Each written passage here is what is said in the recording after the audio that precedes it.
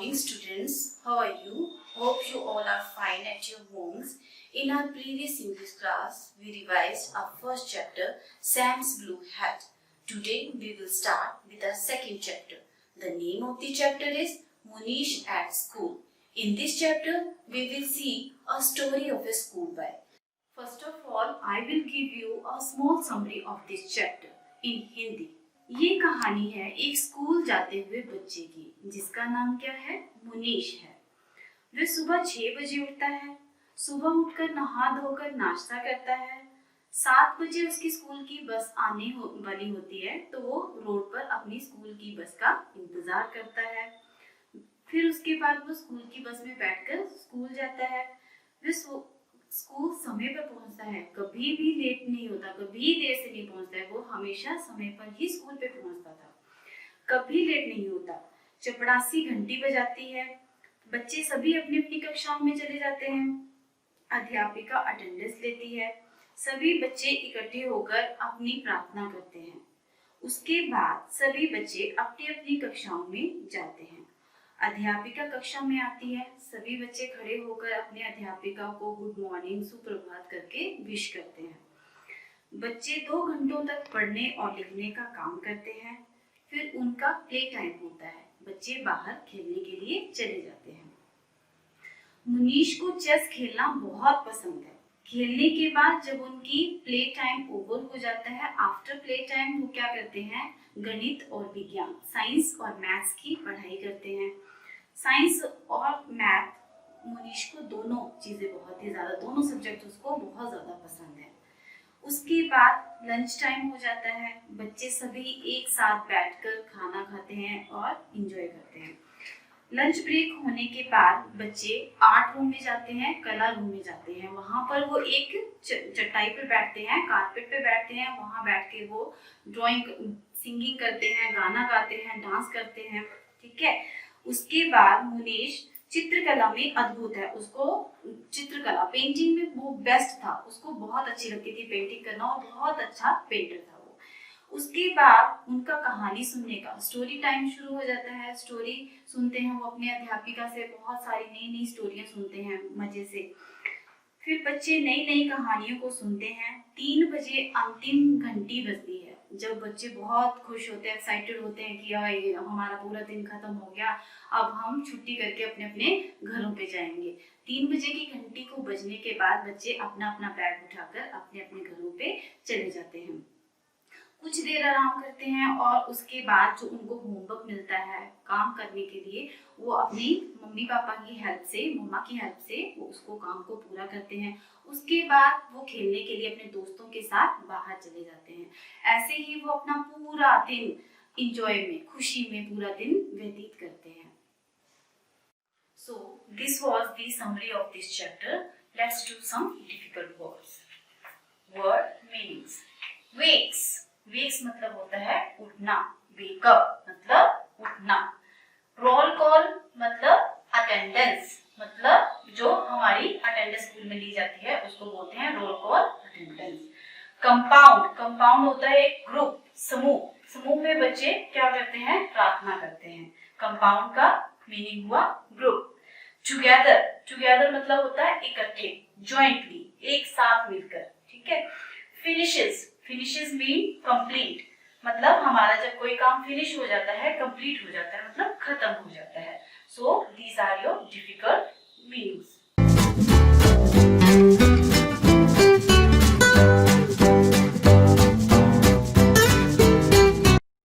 Let's do some exercises.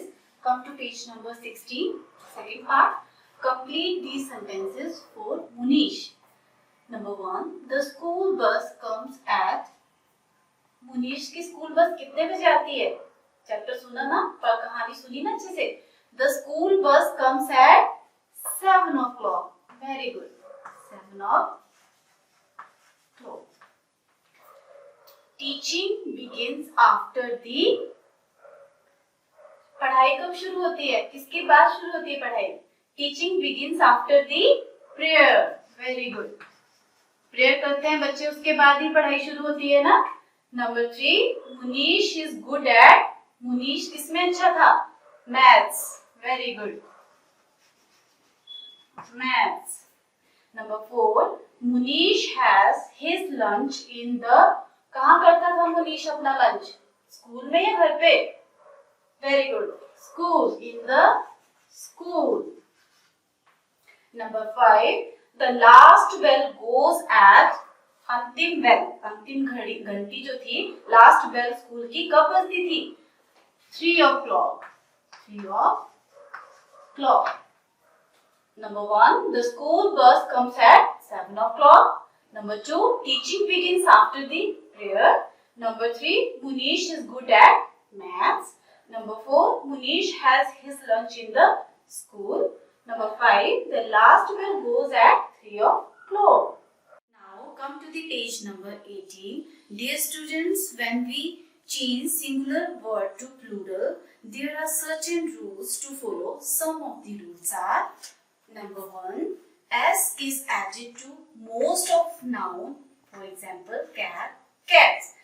जैसे बच्चों आपके कोई भी नाउन है, जैसे कैट है, चेयर है, बैट है, उसके साथ हमारा जो कोई भी नाउन है उसके साथ हमारा मैक्सिमम एस लगता है. Cat, cats, bat, bats, chair, chairs. Second rule is add es to words ending with s, double s, ch, sh, x, z. For example, class, classes. जब भी आपका कोई वर्ड बच्चों लास्ट के वर्ड में s हो या डबल s हो, sh हो, ch हो, x हो या z हो, तो उसके साथ आपका es ऐड होगा. जैसे क्लास, क्लासेस, ग्लास, ग्लासेस, बस, बसेस. देखो बस bus एक ऐसा आया तो उसके साथ भी आपका es लगेगा. ch, branch, branch, branch, ch है लास्ट में, तो मैंने अभी आपको बताया कि अगर आपके वर्ड के लास्ट में ch आया है तो आप वहां क्या ऐड करोगे? es, branch, branches. ch, brush, brush, brush. Brush के साथ आप sh लास्ट में आया है तो आप उसके साथ es ऐड करोगे, brush, brushes. x, box, box, box. x है आपके लास्ट में, तो मैंने आपको बताया है कि इन वर्ड्स के अगर लास्ट में ये वर्ड्स जो मैंने आपको बताए हैं ये आएगा तो आपने उनके साथ es ऐड करना है. Box, boxes, boxes, boxes. जैसे क्विज, quiz, z आया है आपका लास्ट में, तो मैंने आपको बताया है कि z के साथ आपका क्या आएगा? es आएगा. quizzes, quizzes. These are the example of es ending with s, double s, ch, sh, x, z. Now third example is f or fe. F or fe is changed to v and s is added. For example, life, lives.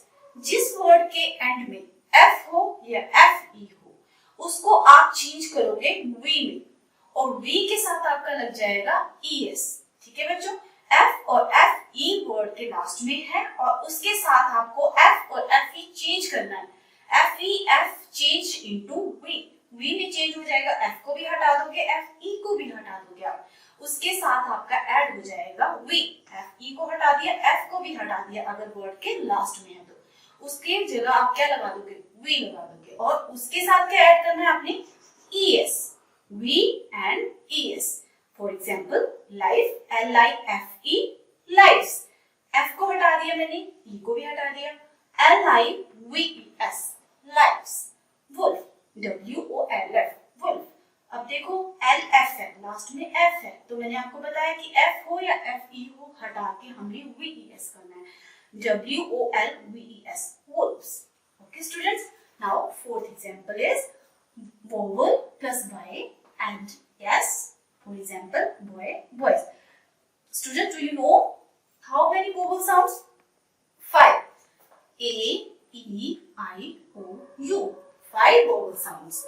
Vowel sound plus y. अगर किसी vowel के sound के साथ आपका y आता है तो उसको उसके साथ क्या करोगे आप? s लगा दोगे.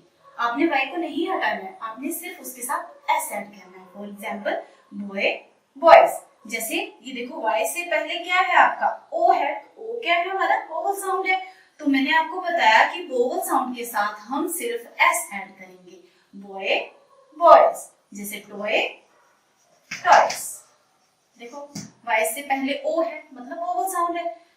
नेक्स्ट एग्जांपल है इसका कि consonant plus y add es, y is changed to I। For example consonant आपका होता है, वोवल साउंड आपके होते हैं a e i o u, vowel sound 5 vowel sounds है। 5 वोवल साउंड को हटा के जो आपके बाकी बच जाते हैं, जैसे b c d, ये सारे जो है आपके कॉन्सोनेंट्स हैं। अगर कॉन्सोनेंट्स के साथ आपका y है तो आप क्या करोगे, y को हटा दोगे। y को हटा के उसके साथ क्या लगेगा, es लगेगा, और y जो है वो चेंज क्या हो जाएगा, I में चेंज हो जाएगा। y changed into I। For example baby, babies. देखो y को हटा दिया मैंने, उसकी जगह मैंने क्या लगा दिया, I es, बेबीज।